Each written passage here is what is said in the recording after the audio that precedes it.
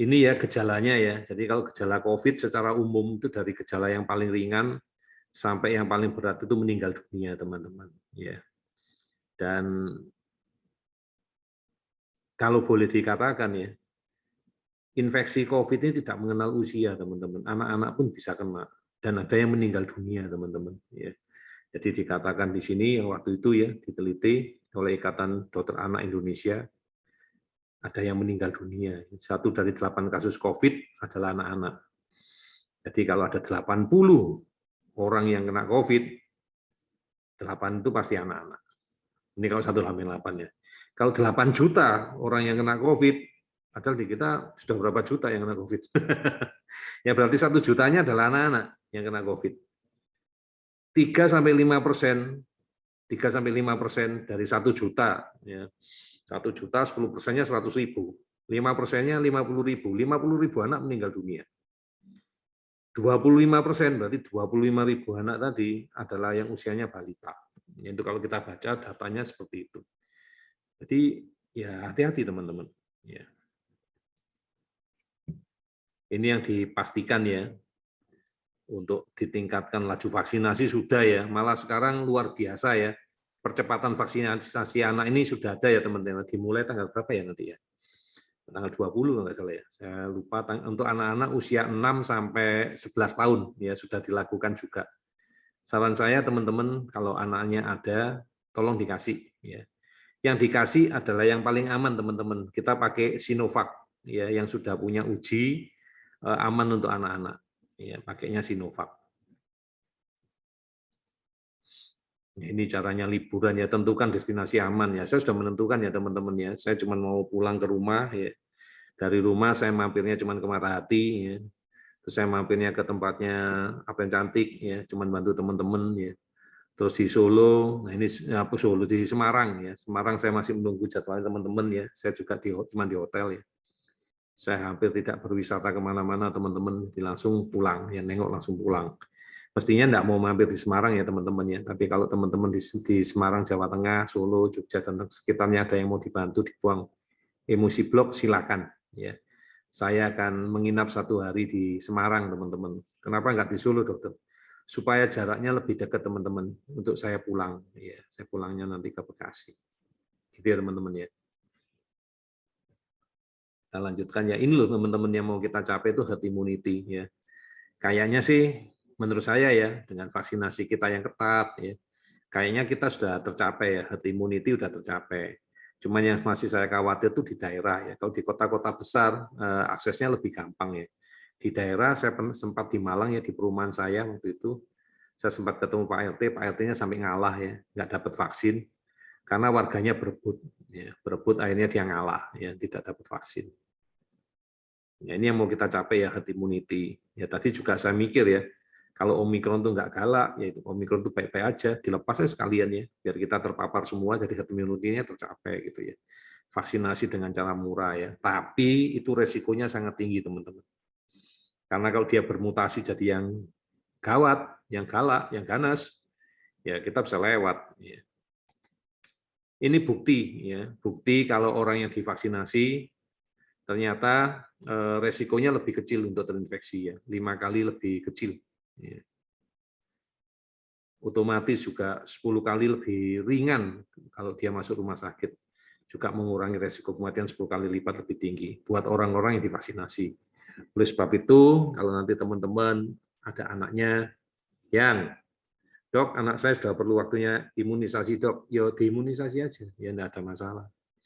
Nanti ada apa yang ditakutkan ya tinggal kita detox. Karena apa?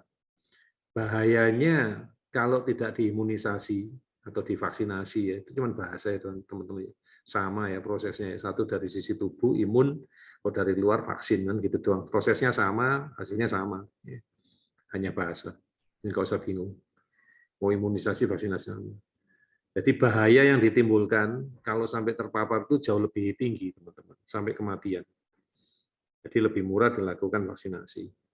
Apalagi ada wacana teman-teman bahwa hasil yang efektif itu tercapai, imunitas yang tinggi itu tercapai kalau kita melakukan 3 kali vaksin. Jadi habis divaksin booster pertama, seharusnya booster kedua. Tapi kenapa tidak dilakukan booster kedua? Ya karena kita ngejar herd immunity. Daripada 1-2 orang yang komplit 3, lebih baik semua orang Indonesia dapat minimal 1 gitu loh. Karena kita juga waktu itu takut ya, pemerintah kita takut, jumlah vaksinnya nggak keburu. Jumlahnya terlalu sedikit, sehingga banyak yang nggak divaksin gitu loh. Yang akhirnya nanti akan jadi kegagalan kalau nggak merata. Gagalnya di mana tuh? Ya keburu bermutasi. Ya kalau udah bermutasi kan resiko tinggi, vaksinnya udah nggak mempan lagi gitu loh. Ya. Dan kita bersyukur ya sampai saat ini laporan dari jurnal ya bahwa semua yang pakai Sinovac, pakai vaksin hidup lah ya, itu sampai saat ini baik-baik aja ya. Orangnya aman, terus dia juga tidak terpapar yang aneh-aneh. Kalau seandainya terpapar juga cepat sembuh ya dibandingkan oleh vaksin yang lain. Sehingga buat saya, kalau nanti ada wacana anak-anak dikasih vaksin COVID, dan itu pakainya Sinovac, dikasih aja teman-teman. Ya, enggak apa-apa. Apakah aman? Aman, teman-teman. Nanti resiko efek sampingnya bisa kita buang dengan Bicom. Ya. Apa yang kita lakukan? Ya, tetap jalankan prokes, teman-teman. Ya, jalankan prokes dengan ketat. Ya. Usahakan tidak berkerumun, selalu rajin cuci tangan, ya pakai hand sanitizer, ya. Selalu gunakan masker, selalu berusaha menjaga jarak aman, cek suhu tubuh, ya ini ya harus dilakukan sambil kerjakan vaksinasi, ya, terutama buat orang yang belum divaksin. Kalau seandainya suatu saat teman-teman ditawari ada booster yang ketiga, silakan diambil teman-teman. Ya. Karena booster yang ketiga, terakhir yang saya dengar beritanya, itu tidak digratiskan. Kita harus membayar untuk mendapatkan booster ketiga. Ya. Yang paling murah punya Sinovac, ya, boosternya. Sekitar 200.000. Yang lainnya sampai 400.000. Ya.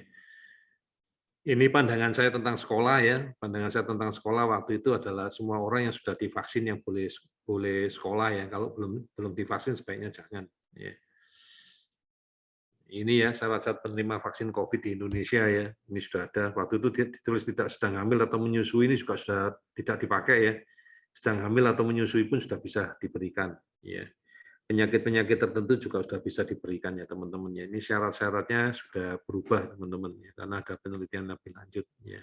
Ini tetap ada orang-orang yang sebaiknya tidak diberikan vaksin, ada, terutama orang-orang yang menderita penyakit autoimun ya. Nah, autoimun tidak diberikan ya. Ini.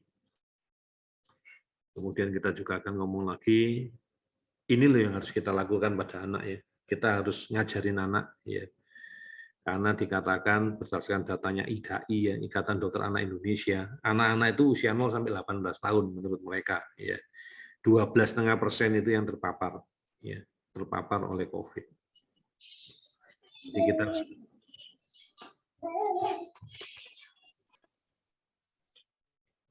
Jadi kita harus bisa ngajarin ya, pelan-pelan ngajarin anak, pelan-pelan kita jaga anak, jangan sampai mereka terpapar. Ya. Ini yang terkini, teman-teman ya. Mulai 1 November ya sudah digiatkan ya, bahwa sudah di ACC. Ya, penggunaannya sudah di ACC ya untuk anak usia 6 sampai 11 tahun ya. Jadi jangan lagi bingung, jangan lagi nanya ya. Ini sudah diteliti ya. Sudah tidak ada masalah. Sekarang sedang dicari untuk usia anak yang di bawah 6 tahun. Ya, jadi 6 sampai 11 sudah oke ya. Karena pelajaran tatap muka sebentar lagi akan dimulai ya. Jadi kita akan memulai. Jadi kalau ini skenarionya ya teman-teman ya, bocoran skenario. Kalau tidak ada ledakan COVID gelombang ketiga, siapapun penyebabnya, mau Delta, mau Omicron atau siapapun ya, kita akan hidup berdampingan dengan COVID. Hidup akan kembali seperti sebelum terjadinya pandemi, teman-teman. Ya. Jadi ya seperti biasa ya. Work from home, I don't know ya masih berlaku atau enggak, tapi yang jelas anak sudah mulai masuk sekolah. Ya. Sudah kembali ke normal. Kita akan hidup berdampingan dengan COVID. Ya, karena COVID akan jadi masuk seperti flu biasa. Ya. Dan mungkin pada saat itu nanti kita mulai perlahan bertahap akan melepas masker. Ya, pelan-pelan bertahap akan menghindari, ya, bukan akan menghilangkan social distancing. Ya kalau jadi pilek biasa, ya seperti itu. Oke. Jadi uji klinisnya aman ya, pakai Sinovac ya teman-teman ya. Imunogenitasnya mencapai 96% ya. Efikasinya sama dengan pada usia 12 sampai 17 tahun ya. Jadi memang yang dianjurkan saat ini pakai Sinovac. Kekurangannya Sinovac apa? Kita tidak boleh ke Amerika, teman-teman. Ya, Amerika nggak mengakui vaksin dari Cina. Saya rasa itu karena politik ya, bukan karena vaksinnya efektif, karena politik ya. Mereka nggak suka aja ya. Ini yang dipersiapkan untuk anak ya. Nah, ini penting ya. Yang penting ada yang biru teman-teman, bukan yang saran anak sekolah tutup sekolah ya. Jadi setelah divaksin itu sebaiknya anak istirahat ya, itu nomor 5 ya. Nomor 1-nya itu anak harus dalam kondisi sehat. Jangan maksain ya, gara-gara ada vaksin anaknya sakit tetap divaksin, itu salah ya. Bagi anaknya demam salah ya, tambah sakit nanti ya. Pada saat vaksinasi tolong melakukan prokes ya, kerjakan prokes dengan baik ya. Kemudian ketiga, kasih informasi ke anaknya ya, diedukasi anaknya ya. Keempat, anak juga tetap diedukasi setelah divaksin untuk menjalankan protokol kesehatan. Yang kelima, jangan buru-buru setelah divaksinnya, tetap istirahat minimal 1 minggu ya teman-teman ya. Istilahnya bukan berarti libur ya, tidak melakukan aktivitas fisik yang berlebihan ya. Karena banyak orang yang melaporkan setelah dilakukan vaksinasi itu karena tubuhnya sedang membuat proses membentuk antibodi, maka tubuhnya akan menjadi lebih capek ya. Dan diharapkan anak ini tidak over activity, karena activity yang berlebihan pun akan menyebabkan anaknya jadi demam atau suhunya tinggi. Ya, itu ditakutkan. Ini datanya masih tidak ada teman-teman, yang 6 sampai 11 tahun saya cari masih belum ada teman-teman ya. Karena mau dilakukan ya, ini masih seperti ini kurang lebih sama ya teman-teman ya. Ya, ini yang nggak boleh tetap sama, suhunya lebih dari 37,5 derajat nggak boleh. Tekanan darahnya lebih dari ini nggak boleh. Pernah sakit COVID harus ditunda sampai 3 bulan. Ya, ini semua peraturannya masih sama teman-teman. Ya, sama aturannya. Kemudian kita lanjut lagi, ini mekanisme terjadinya ya teman-teman ya. Yang boleh dilakukan, yang tidak boleh ya. Yang minum obat penurun panas itu boleh. Mencukupi kebutuhan nutrisi sebelum dan setelah vaksinasi. Ini kalau di pasien-pasien kita gampang ya. Kita suruh aja sebelumnya sama sesudahnya nanti dikasih suplementasi high dose ya. Suplementasinya apa, Dok? Kita kasihnya Aksa, Biostrat sama vitamin D3, teman-teman. Ya. Jadi selama dikasih itu ya terkendali ya. Istirahat yang cukup, ya tetap perhatian motif protokol, oke. Ya. Ini yang boleh dilakukan. Oke. Dok, saya takut ya dok, banyak isu macam-macam walaupun katanya tidak terbukti ya. Kalau orang divaksin, apalagi anak kita berkebutuhan khusus, lagi-lagi masih kalimat itu lagi keluar. Ya udahlah pakai buku ya, dikatakan penyebabnya. Nanti kita lakukan detox vaksin, Bapak Ibu.